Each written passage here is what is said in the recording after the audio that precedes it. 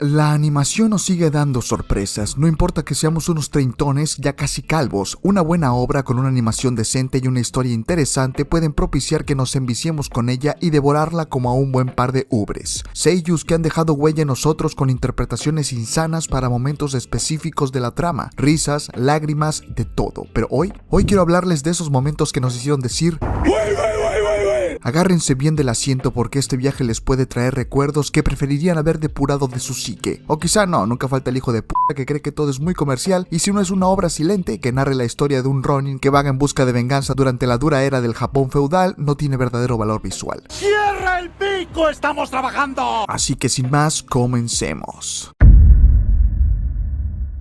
Abriendo las puertas de este top tenemos a Cyberpunk Edge Runners. Este anime de ciencia ficción que vio la luz en 2022 basado en el famoso videojuego nos cuenta la historia de un grupo delictivo, los Edge Runners, una banda criminal que tiene la férrea intención de deshacerse del control que tiene sobre ellos una de las empresas líderes que rigen básicamente todo el territorio, Arasaka. Sin embargo, poco a poco va cayendo un miembro tras otro, y el prota, como no podía ser diferente, queda al mando, pero está próximo a terminar como su antiguo líder Main, convirtiéndose en un psicópata, todo debido al exceso de modificaciones que puso en su cuerpo a lo largo del tiempo que estuvo dentro de esta organización. El momento de esta serie, que para mí la hace merecedora de estar en este top, aparece en el último episodio. David, en el afán de salvar a su pareja Lucy, una runner que fue atrapada por Arasaka, pues estuvo siendo un problema durante un largo tiempo, se somete al uso excesivo de sus modificaciones, incluso carga con una más, la de mayor potencia hasta el momento. Esto permite que, a pesar de estar llegando a su evidente final por el uso del ciberesqueleto, David provoque una contra el cuerpo de seguridad de Arasaka. Sin embargo, el as bajo la manga de este emporio fue traer a alguien que se creía era un mito, Adam Smasher. El sombrío mercenario sostiene que David no representa reto alguno y demuestra que es así, cuando David interrumpe la reunión de uno de los empleados de Arasaka y el fixer que traicionó a David y a los suyos, su antiguo empleador. Y a pesar de que el chico es capaz de salvar a Lucy del fuego cruzado y estar a punto de huir en compañía de Falco y Rebecca, esta última es aplastada de manera brutal por Adam, el cual parece imbatible. Ni siquiera Lucy, intentando destruir su programación, es capaz de hacerle algún daño. David se alista para el combate, pero luego del uso excesivo de sus mejoras, en especial su Sandevistan, termina vomitando sangre y perdiendo el ritmo momentáneamente. Es ahí que, con Lucy salvada por Falco, huyendo del lugar, Smasher comienza a despedazar el ciberesqueleto del chico cuando este contraataca, empezando por los cañones antigravedad, lo que le permitía soportar el peso del traje. Al hacerlo, David literalmente se parte a la mitad cuando su Sandevistan no resiste más la pesada máquina y termina a merced del cazarrecompensas, quien le da tremenda paliza, una que quisiéramos se detuviera al ser tan violenta. Todo esto mientras David recuerda sus días como miembro de la pandilla. Al final, Smasher admite haberse divertido un poco, además de asegurar que el chico pudo ser un contendiente interesante en otras circunstancias, para luego deshacer el rostro del muchacho de un disparo.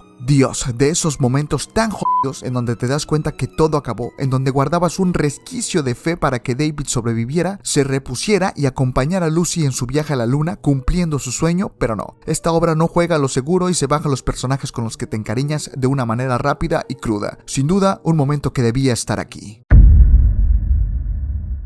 En el siguiente puesto tenemos a Devilman, en este caso Devilman Crybaby. Esta obra nos muestra lo caótico que podría llegar a ser el desenlace del mundo si se llegara a revelar la existencia de los demonios. Ryo, o mejor conocido como Satanás, relata a Akira, su mejor amigo, cómo llegó al mundo luego de desafiar a Dios en el pasado, y cómo, luego de asentarse y sentirse a gusto con la simpleza en los corazones de los demonios que ya habitaban en la tierra, estos, una vez más, fueron arrasados por Dios. Sin embargo, sobrevivieron, quedaron en un estado de suspensión y Satanás renació en una tribu donde se le consideraba una deidad. Sin embargo, las fuerzas del orden destruyeron a la tribu y los alrededores, provocando que un pequeño río terminara en un lugar inhóspito luego de, inconscientemente, protegerse de los ataques, momento en el cual fue encontrado por Akira, quien le ayudaría para luego convertirse en su mejor amigo. El plan de Satán, de devolverle el control total a los demonios en el mundo, siempre estuvo en su subconsciente. Tal fue así que planificó convertir a su mejor amigo en un Devilman, pues su intención era compartir su nuevo mundo con él. Sin embargo, Akira no tiene esas intenciones, y menos al saber que todos los seres amados que perdió fueron a raíz de Ryo. Por eso, mientras sostiene la cabeza de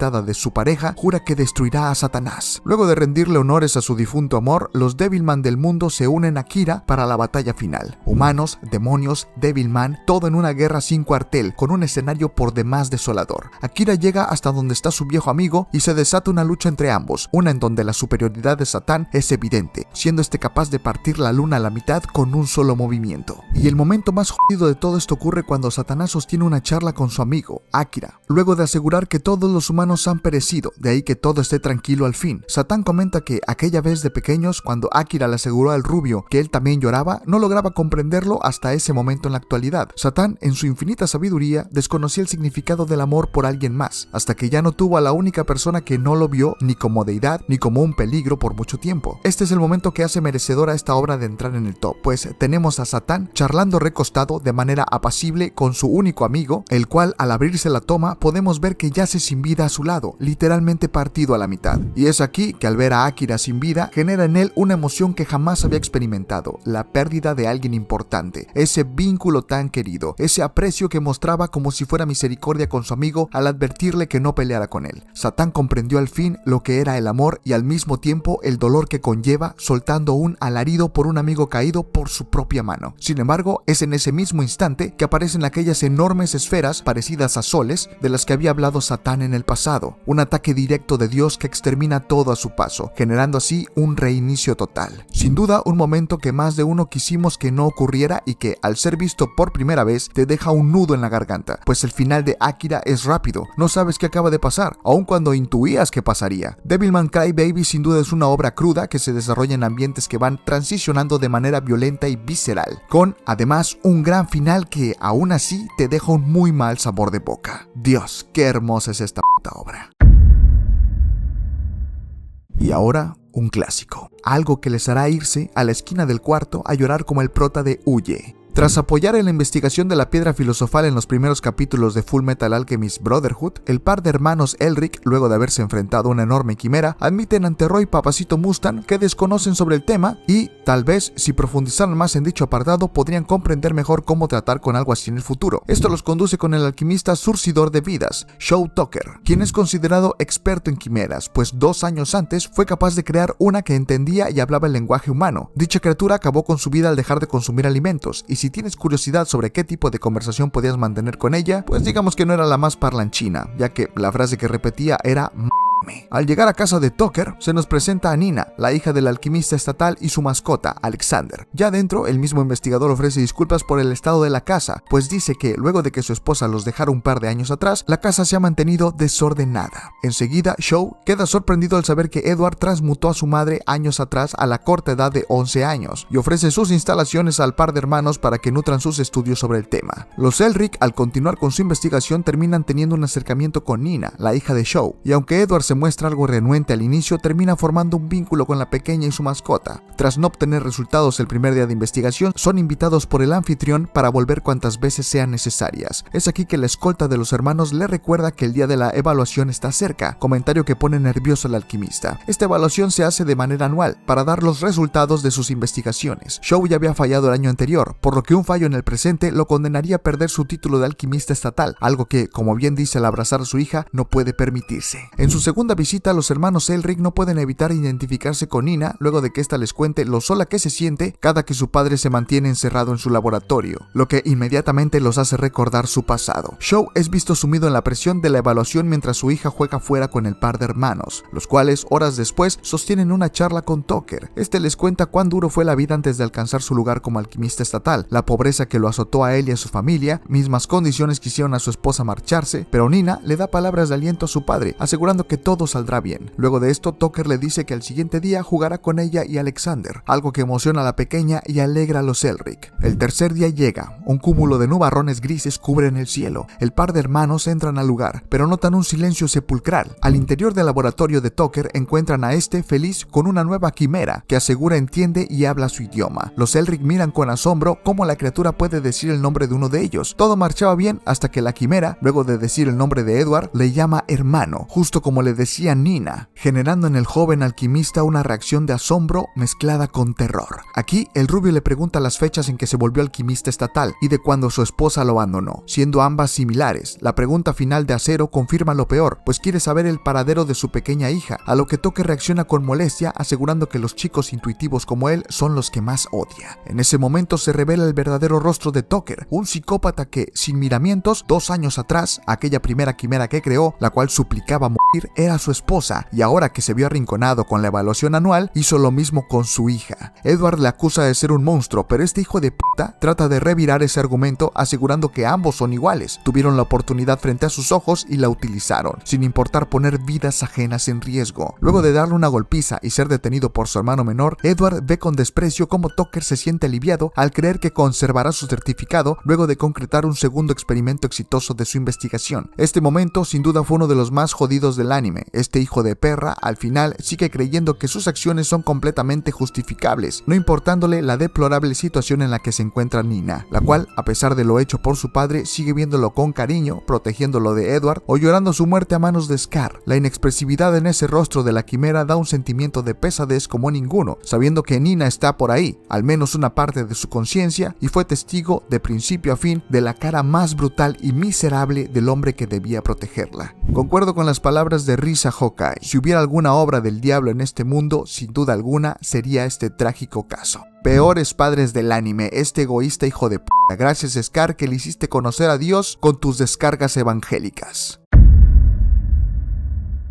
En el siguiente puesto tenemos una obra, de las muchas que hay sobre Fate, en este caso específico Fate Zero. No vamos a ahondar en el que es este universo y cómo tienes que verlo porque no acabaríamos, así que centrémonos en el escogido aquí. Si bien dentro de la obra hay varios momentos muy fríos, sin duda este tenía que ser uno de los seleccionados, pero antes un poquito de contexto para aquellos que no saben de qué papayas estoy hablando. En este mundillo se lleva a cabo un torneo mágico de nombre La Guerra del Santo Grial, y como bien se indica, el objetivo es dicho artilugio, el cual fue creado varios siglos atrás por las 3 familias principales de la hechicería y cuyo interés por obtenerlo es debido a que puede conceder cualquier deseo. Para llevar a cabo este cruento encuentro son seleccionados 7 magos que aquí se denominan Masters, los cuales convocan a 7 espíritus heroicos, mismos que pasaron a la historia por sus hazañas en el campo de batalla o por cometer actos tan aberrantes que ensombrecieron sus títulos de nobles, como es el caso del seleccionado para este puesto. A estos espíritus reanimados se les denomina Servants, y del Master y del Servant que voy a hablar hoy es de Ryonosuke Uryu y Caster.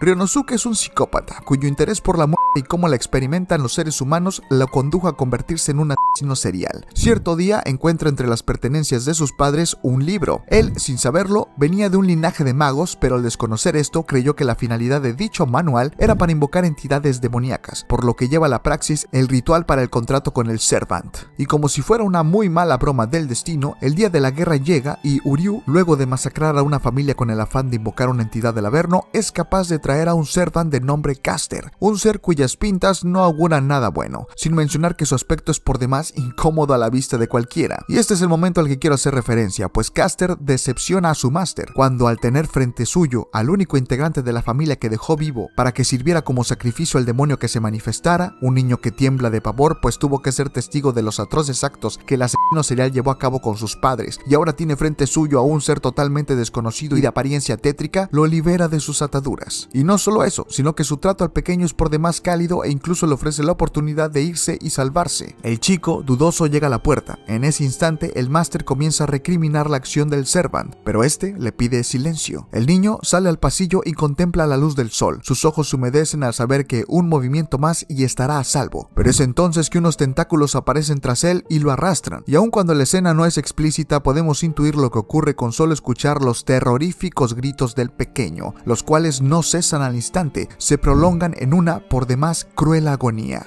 Cuando los desgarradores lamentos desaparecen, Caster explica a Uryu que para él el terror se basa en lo dinámico que puede llegar a ser el momento en el que, luego de someter a la víctima a una desesperación tremenda, se le ofrezca, aunque sea un atisbo de esperanza, para enseguida arrebatársela sin misericordia. Caster, conocido en la obra también como Barba Azul, está basado en Gilles de Rais, un varón que, en vida, allá por el siglo XV, engrosó las filas del ejército y fue reconocido como héroe nacional durante su participación en la Guerra de los los 100 años, para, posteriormente, recibir el título de mayor honor como mariscal de Francia a la edad de 25 años. El tipo contaba con una fortuna que parecía no tener fin, tan grande que era comparable al amor que sentía por Juana de Arco, quien fuese su compañera de armas durante la guerra. Al enterarse que su gran amor pereció, este se sumergió en la desesperación que lo condujo a la locura. Comenzó a despilfarrar su masiva fortuna hasta agotarla casi en su totalidad, lo que provocó que terminara encaminándose a la alquimia. Estando embelesado por el odio, comenzó a realizar actos inenarrables contra niños de las cercanías, todo con el afán de demostrar que Dios estaba ausente, pues podía actuar con impunidad. Este hombre se convirtió en un asesino serial de niños, uno muy prolífico, pues se estiman de 80 a más de 200 víctimas, todo mediante métodos que no puedo describir por las normas de la plataforma. El abominable ser fue condenado a la horca, aunque se considera que las razones de su enjuiciamiento fueron más por cuestiones políticas que por las atrocidades que cometió. ¿Por qué? Pues porque para los nobles de la época, la ciudadanía no era más que cabezas de ganado, cuyo valor era muy inferior al de las tierras del varón, mismo que, se dice, fue amenazado con la excomunión, lo que garantizaba una estadía eterna en el infierno. Todo esto si no confesaba. Giles pidió que su declaración fuera escrita en francés y no en el latín obligatorio usado en las cortes, para que todos pudieran leerla y entenderla. Un último acto con el cual aseguró un cómodo lugar en el cielo. Perdón si me extendí con este puesto, pero es que el personaje en esta obra, con esa breve aparición, la interacción con el pequeño, la manera de convencerlo de estar a salvo para luego descargar toda su maldad en él, refleja la decadencia y podredumbre humana que caracterizó a la fuente del mismo en la realidad. Sin duda un reflejo fiel, aunque muy mínimo, de lo verdaderamente atroz que fue en vida Giles de Rys. Llegamos al primer puesto y aquí les quiero hablar sobre uno de los momentos de la animación tan crudos como emblemáticos. La obra es Berserk y el momento más bastardo del que les vine a hablar de este anime del 97 es el tan infame eclipse.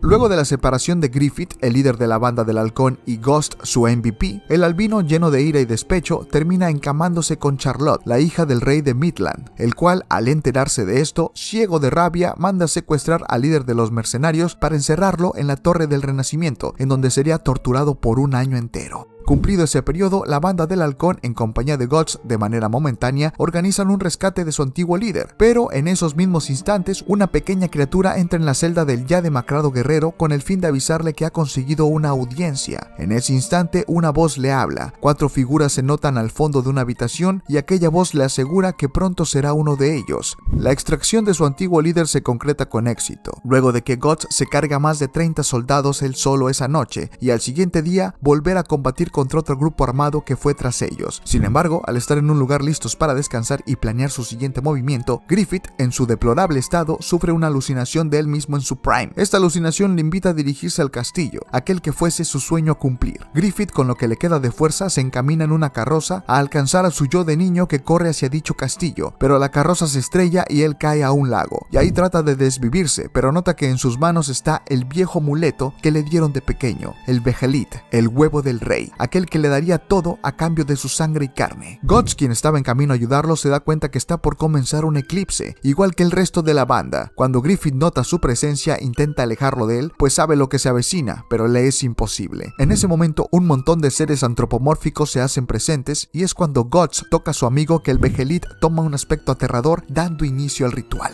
Seguido de esto se manifiestan los miembros de la mano de Dios, entidades muy poderosas que explican a Griffith que él es el elegido para unirse a ellos, siempre y cuando cumpla con su parte, sacrificar a todos y cada uno de los miembros de su antigua banda que yacen ahí. Griffith, al verse en tal situación, se decide por realizar su parte, aceptando la cláusula. En ese momento, todos los presentes, incluyendo Guts, son marcados como sacrificio, dando inicio a una carnicería que sumerge a algunos miembros en la desesperación al verse rodeados de criaturas que van devorándolos uno a uno. Pero la peor parte viene cuando Guts, quien tiene su brazo atrapado en las fauces de uno de los apóstoles que le impide rescatar a Casca, actual líder de la banda del halcón e interés amoroso de Guts, ve el nacimiento de Femto, aquel a quien el corpulento guerrero se empeña en llamar Griffith, del cual poco quedaba en el ominoso hombre que está frente a él ahora. Es aquí que Femto de Casca, frente a la mirada de horror de Guts, el cual trata de zafarse como puede de los colmillos del apóstol, rompiendo su espada en el proceso y tomando la decisión de cortarse el brazo para ir en ayuda de su amada. Sin embargo, un grupo de apóstoles lo detienen, y el guerrero no puede hacer más que mirar con total impotencia y horror que aquel que solía ser su compañero consuma su deplorable acto sin inmutarse frente a él.